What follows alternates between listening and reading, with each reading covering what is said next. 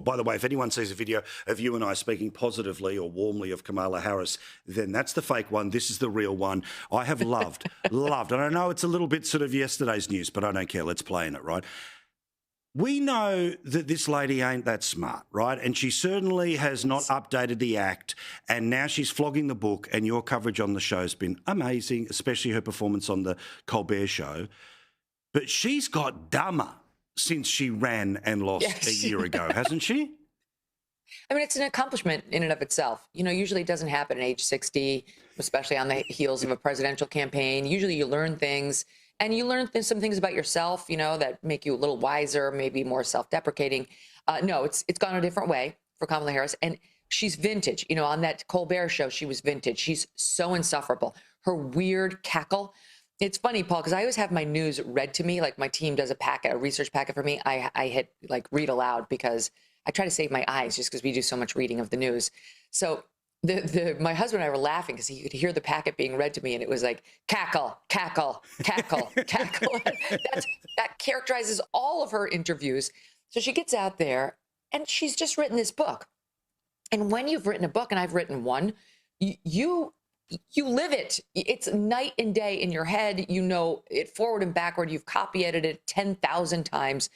This woman was not able to say anything about this book other than to tease that, you know, my birthday's in October.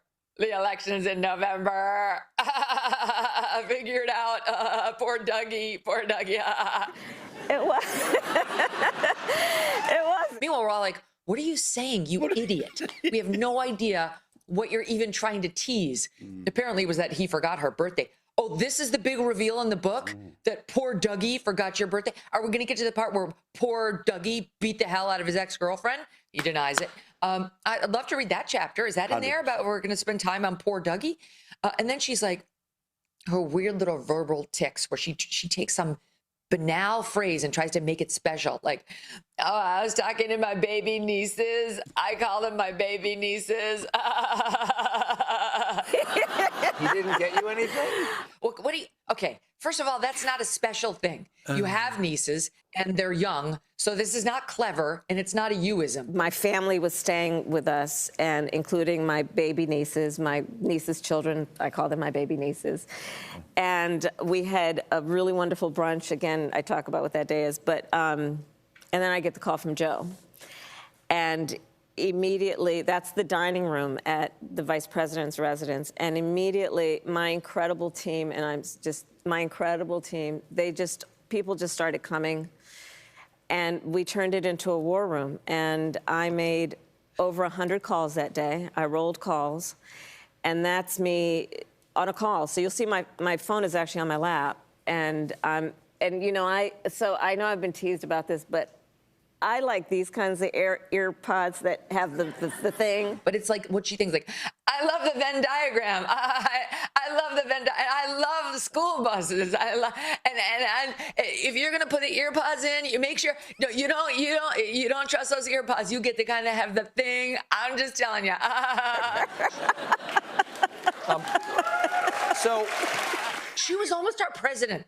Oh my God, we dodged such a massive bullet. And you see her come back after a few months, and it really brings home to you how like a spell was cast over half of our country. And the media participated in the lie that she could do this job. It was really dangerous.